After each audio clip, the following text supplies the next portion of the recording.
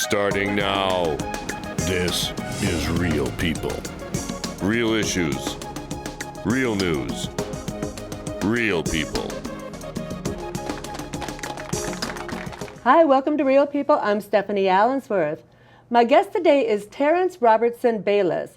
He is a major in the Minnesota National Guard, and we're very happy to have him here with us today. Welcome to the show. Hey, thanks, Stephanie.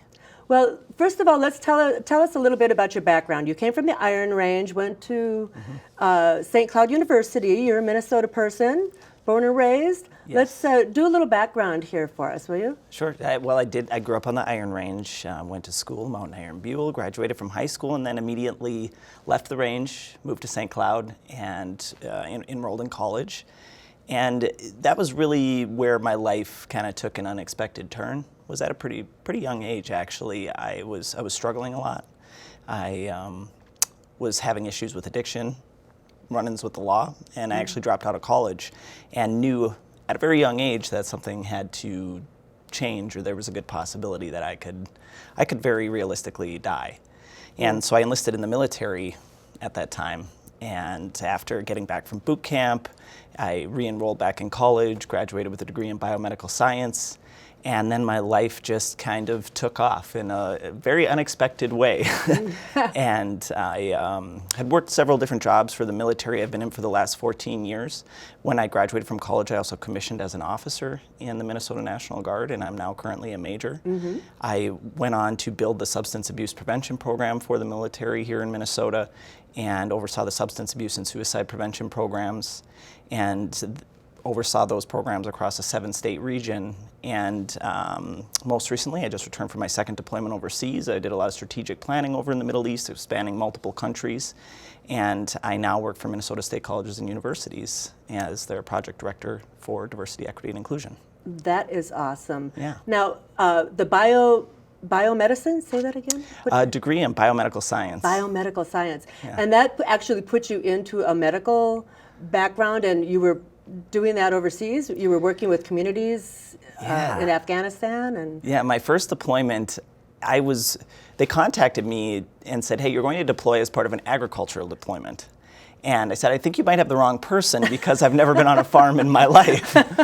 But because I had a degree in biomedical science, they really put me in a position to do some agricultural processing and helping to improve farming practices over in Afghanistan through laboratory use and soil analysis and pesticides, herbicides, farming practices. So I actually did a lot of research leading up to that deployment, where they sent me to California to do some studying at UCLA, the University of North Dakota. We went there. We learned about beekeeping and all kinds of things that I've never thought I would learn in the military. And then, went to Afghanistan. Yeah, and that worked out really well for you, actually. I mean, you really got into the community there, and they embraced you, and you learned a lot, they learned a lot. I mean, you don't really think about Afghanistan and think of farming, right? Right. So that's just kind of out there for me. Right. But you also, what have you also done? Yeah. Well, I had a thought, I lost it, sorry. No, that's okay. And part of that deployment in Afghanistan was in 2011, 2012. So it was a while ago now, and that was really when they were transitioning to Afghans taking the lead a lot more on stability and military action in the country. And so it turned from more of what I thought I was going to do was focusing on agriculture to really focusing on governance and stability, food security, and promoting the police, working with the military, working with the government, and getting the civilians to buy into and trust the very infant government in some of the very remote areas, because it's like stepping back in time 500 years in some of these villages.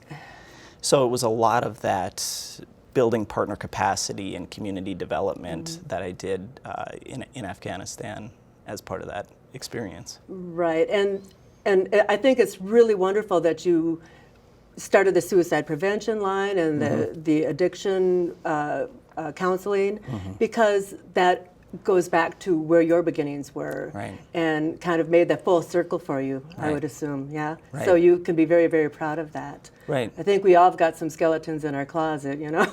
Well, mental health and substance Yeah. abuse, it doesn't discriminate. It doesn't No. know your class. It doesn't know your socioeconomic status, Right. your race, your ethnicity, your color, and it can affect anybody at any time. Yeah. And so it was very deeply personal to me, and using my own experience as an officer in the military put me in a position to, when I had soldiers that I was commanding that were suffering from mental health issues or substance abuse issues, to have a unique and nuanced lens to approach that and to see how to be more holistic and supportive in their care to make sure that they could be successful and that I would support them through that process. But absolutely bringing my own personal experience into developing those programs, I think, was key. Yeah, yeah.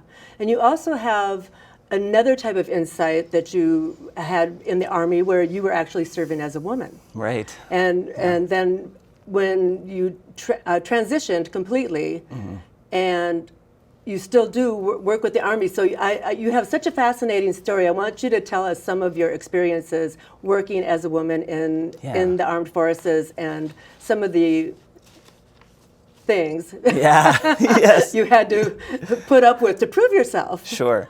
And so when the military overturned the ban on transgender people serving openly in 2016 was when I came out as transgender.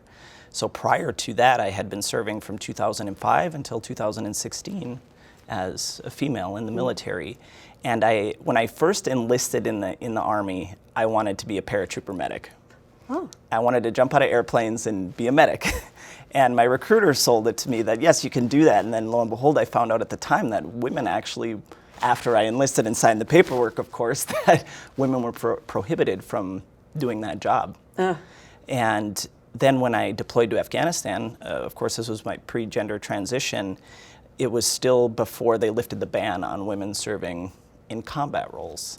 But I was in direct combat, doing foot patrols in some of the most dangerous parts in Afghanistan, and women there aren't any front lines anymore per se, and women have been doing these jobs going back to even World War II through the Women's Army Corps and in various functions. But the formality of not being allowed to serve in roles that have always historically been designated to be male only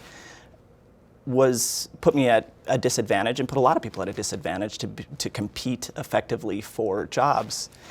But I had always been somebody and continue to be somebody that pushes myself extremely hard. And serving as a female, I always felt the need to go above and beyond, to be seen as simply somebody that's capable, somebody that's competent, and somebody that's equal. And I remember going through my officer training, there was a male that said, just blatantly to my face, he said, "I don't think women should serve in the Army." And there was no reasoning behind it. When I asked him why, he didn't have an answer for me. And that wasn't my first experience with feeling, I don't want to say discriminated against, but seeing as less capable. But it was reinforced over and over again through the jobs that I had in the military, and always feeling the need to have to go above and beyond just to be seen as competent, capable, and equal to my male counterparts in the jobs that they held. And even in serving as a commander in the military, after I returned from Afghanistan, I was, while I was deployed, I was the first female to be stationed at a very remote outpost in Afghanistan, attached to an active duty all-male unit. And at the time, before they found out I was even going to be sent there, they called my chain of command and they said, "You can't send a female out here." And when asked why, they said, "Well, there's never been a female out here. We're not set up for that. All we do is foot patrols. It's very dangerous. This person can't come out here." And they said, "Well, this is the best soldier that we have. She will be coming to your unit, whether or not you like it." I love that, though. I Yeah. mean, good for your commanding officers to say, "Yeah, Right. you got the wrong stuff in mind." Yeah. And so after being there for about a month and doing several foot patrols and them seeing me being the person in charge on the patrols and keeping up just fine, while some of the people in their own unit were struggling to keep up because it was mountainous terrain and exhausting and hot. Yeah. And you have how many pounds on your back? Anywhere between 65 to 105, just depending on what you carried. So it took them about a month and a half to finally say, okay, you can hang with us. You're okay. You're not a threat. You're not going to put us in danger because you can't keep up or anything like that. But again, it was a very lonely experience. Also because I was the only female out there, and the men didn't want to have that sort of interaction with me out of a variety of fears. So it was interesting. But then again, coming home and taking command of an all-male unit here in the state as the first female to do so, a lot of the same uphill battles, a lot of people questioning my capability and my ability and why I was selected for the job, because there hadn't been a female that had ever done it before. Yeah, just because there never has been doesn't mean it's never could be, right? Right. It's like the old school thinking, right? Right. Well, now you fully transitioned, and tell us what now you are experiencing as a male when you can be in the man's club, if you will, and all the insight that you're gleaning from that, because I find that so interesting. Right, and it is interesting, and I feel like I'm giving away a lot of the secrets of the cisgendered male world, but it would be a very interesting case study because I'm treated so much differently now that I have transitioned, because I have a lot of privilege, and I recognize that it's sad to say, and I shouldn't have to say, that I pass as a male. People would look at me and you would never know that I am transgendered by my appearance. Right. So with that carries a lot of privilege. And now, being in spaces, in public spaces, in professional spaces, I am treated much differently than I was before as female. I don't have to command the level of respect that I felt like I used to have to command. It's inherent now. When I walk into a room, or when I am providing a lecture or giving a presentation or speaking as a subject matter expert, or when I just raise a question in the room, if I'm not the person in charge or leading something, or I'm on a team, I am taken so much more seriously now than I was taken before. And it's at first it was really shocking. And I've noticed it when I've been in public spaces with my wife, when we've had servers that address me and they don't even look at her, or when I'm purchasing something at the store, the way that men interact with me that don't even know me. It's it's fascinating almost. Yeah. And it's also infuriating at the same time. But then too, to be privy to conversations in spaces when you're surrounded by all men, and to hear, and of course it's not all men, but to hear a lot of the denigrating things that are said, things that you think people might be saying, often they are saying. Yeah. And there's a lot of privilege in that realm. Yeah, I trust me. That's why when I heard you speak about a month ago, I think it was, or was it in November?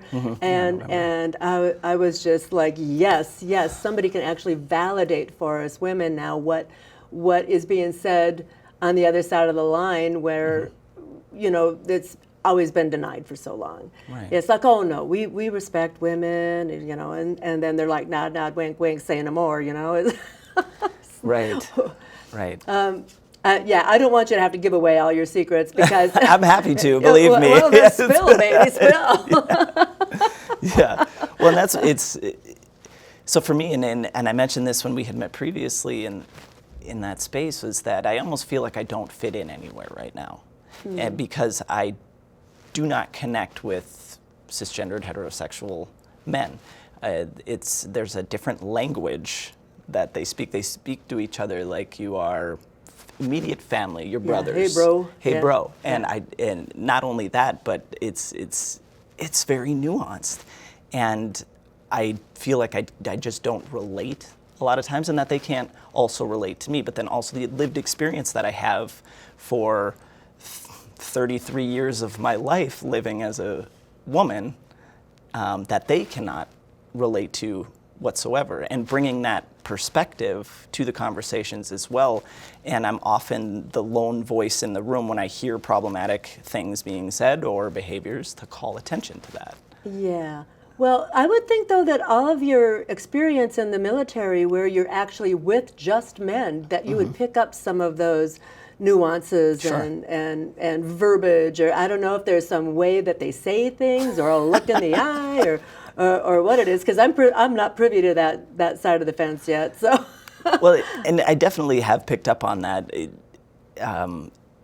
And I wondered when I was in the military serving as a female if maybe there were at times that I exacerbated the problems. Because when serving as a female, men would say things to me like, "You're different. Well, we don't have to worry about you if we make sexual jokes or if we, we just act in a lewd manner." And again, not all men by any means, but I never put a stop to it, because in order to fit in, to not make waves, to feel like I wasn't that person, Yeah. I would let it slide.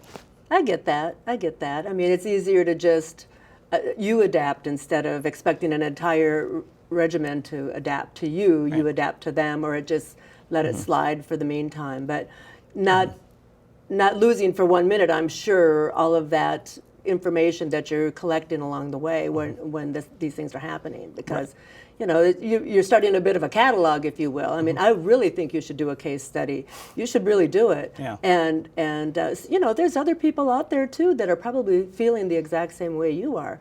And I think that there's a lot to learn on both sides here.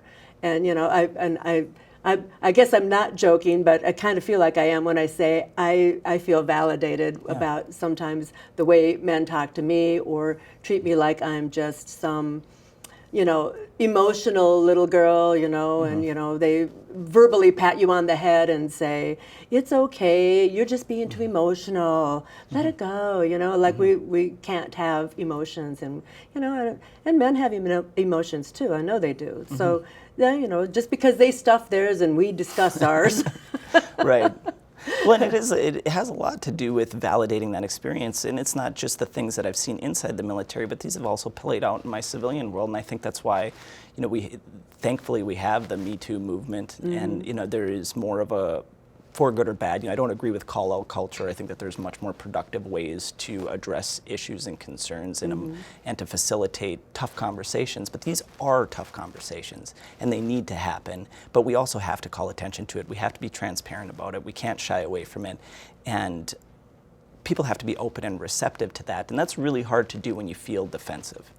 And so again, not even just in the military, but outside of the military, and validating those feelings for other people, because when you have men that are in positions of power, what is the likelihood that you are going to address an issue, or that you are going to call attention to something if you're worried about your job being in jeopardy, or if you have fear of reprisal or retaliation, you don't want your work dynamic to change, and it really sucks being treated differently, and you can feel it and you can sense it the moment that you are seen as somebody that makes waves. Yeah. And so that's often how these things are so pervasive in culture, and why it takes so long to have organizational change around issues like this. Now I'm going to switch for a minute here and start talking about you did a run last year for St. Paul City Council for the 4th Ward.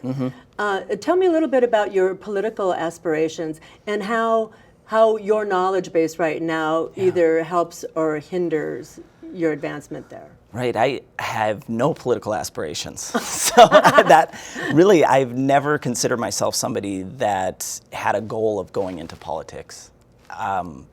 It's interesting because just in existing, my body is inherently political in today's climate. Being somebody that's transgender, being open about that is something that I am put out very frequently, because I want to overcome a lot of the stereotypes that people have about what a transgender person is, what we look like, what we're capable of, so on and so forth.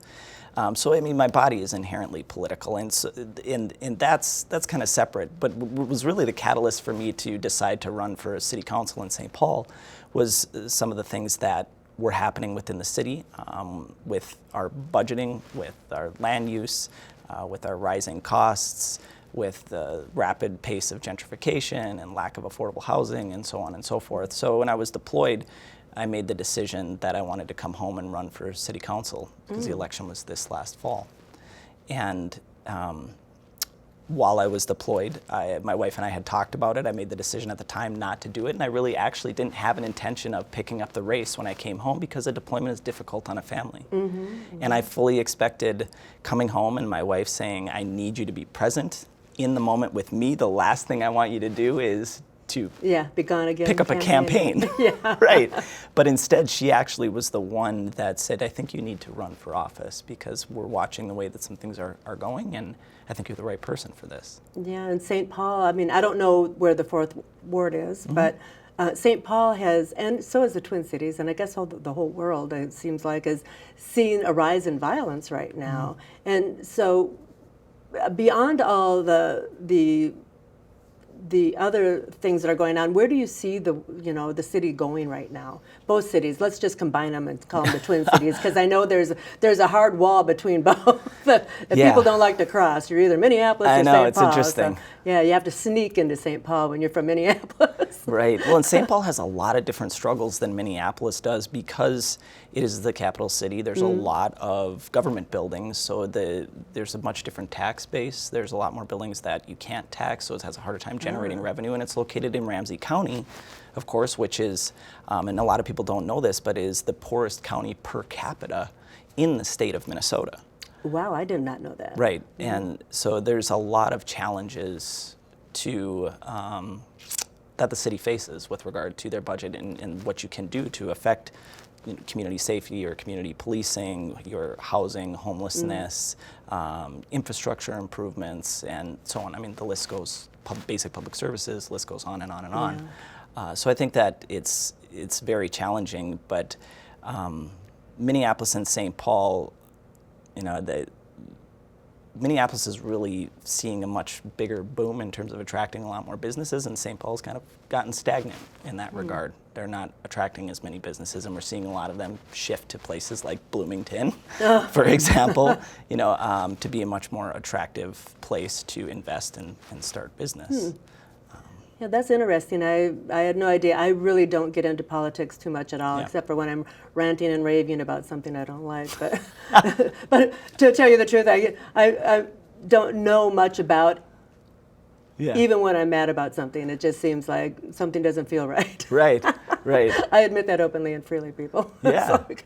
And it was really when I came home from the deployment, just using all of my experiences. Again, I'm not a politician. I'm a regular person, but the experience that I have, not only personally but professionally, and what I did overseas, overseeing and conducting strategic planning across multiple countries in the Middle East. And if you think that city government or city politics is complicated, think about what's happening currently in our global economic environment, and particularly with everything we're hearing in the Middle East right now, and having to respond to all of that in a planning capacity. Now, shrink that down 100-fold and apply it to a city, specifically. So just using all of those experiences, I thought, put me in a really good position to help to do some more forward planning and strategic planning for our city, and looking at the comprehensive plan that existed in St. Paul. And applying a different lens to it. And then, of course, using all of my work in equity and inclusion to really start to shape what we need to have to affect the disparate outcomes that we have for housing and education and so on and so forth. Yeah, the housing seems to be a big deal on both sides in both cities. The homeless population, the lack of affordable housing, and this might not be a fair question, but it seems to me that the housing that they do plan on building, when I see these, Minneapolis 2040 plan, who's it really going to serve? Because if the homeless population doesn't have income that can afford to buy someplace or rent someplace, and I think there's got to be another solution. I'm a Minneapolis girl, born and raised, so when I hear those plans, I scratch my head and think, has anybody driven down a street in Minneapolis that sits on the city council? Because they're small roads, the plots are small, and you want to put multi-family homes on one plot or one lot. So it seems like it seems like it's going to create a big mess, but I may not be around in 2040, so we'll see. And that's just, nobody knows the answer to housing right now. Presidential candidates are talking about it. Our governor just talked about a plan, how much money he wants to invest over the several coming years to address and dedicate toward affordable housing. A lot of our cities are talking about it, and there isn't one single right answer, and we know that we have a lack of housing. Right. But it's really that affordability. Yeah, right. Who is it going to serve if you build it? Right, right. Does it chase people out or bring people in? And how many people can the city really sustain? Right, and we're quickly on pace right now in both Minneapolis and St. Paul with how quickly we are gentrifying and the rapid costs of rents and mortgages to become quickly unaffordable. And that's one of the things that is so attractive about this when you compare it to places like New York and San Francisco and Seattle and some of those cities where you're paying incredible amounts of rent, but also taking the approaches that they've used and the lessons learned out of those to say, well, this is what they have tried, whether it be through rent control or so on and so forth, and that hasn't worked. And looking at their density approaches, because if it was just density that would solve problems for housing, those cities would be extremely affordable. Yeah. Well, and property taxes seem to be a big deal because if everybody's renting, who's paying the property taxes to supply the cities with their funding to run the government? I don't know where else they're getting it because we don't have taxes for food and clothing. So it just seems like, as a homeowner, I just feel like the taxes are, they just keep hitting the same people over and over and over again. And I'm like, when is this going to end, please? Because my mortgage isn't going up, but everything around it is. Right. Yeah, all the things that I had no idea that I would get involved in and learn so much about, I quickly did. Deep dive, right? Yeah, absolutely. It's like drinking from the fire hose, so they say. Yeah. So we've just got a little bit of time left. Are you doing more public speaking, and do you plan on doing more speaking and going out to different venues and telling us your story besides where you've been and here? Yeah, absolutely. And I've done that a lot, whether it be for issues in the LGBTQ community or mental health or substance abuse, and now working for Minnesota State Colleges and Universities in their Office of Equity and Inclusion. That spans all 37 of our public colleges and universities across the state of Minnesota. And looking right now, we have our chancellor who just announced about 6-7 months ago that he wants to achieve academic equity by 2030. So that's a large initiative through Minnesota State Colleges and Universities, but really honing in on how to make that come to fruition through not only our work, but partnering through other divisions and community organizations, but always available to come out to do public speakings and facilitate workshops and training seminars and so on and so forth. Well, we got to wrap it up, and I want to thank you for all the good work that you're doing, and you just keep it up, okay? Keep fighting the good fight. I'll try. Yeah. With that, I want to say thank you for keeping it real here with real people. Thank you for being here, Tarrence, and I look forward to hearing more of your good work. All right, appreciate it. Thank you. Bye now. Bye. Bye-bye. It's on Facebook, and you can follow us on Twitter. We're also streaming on YouTube, so check us out there.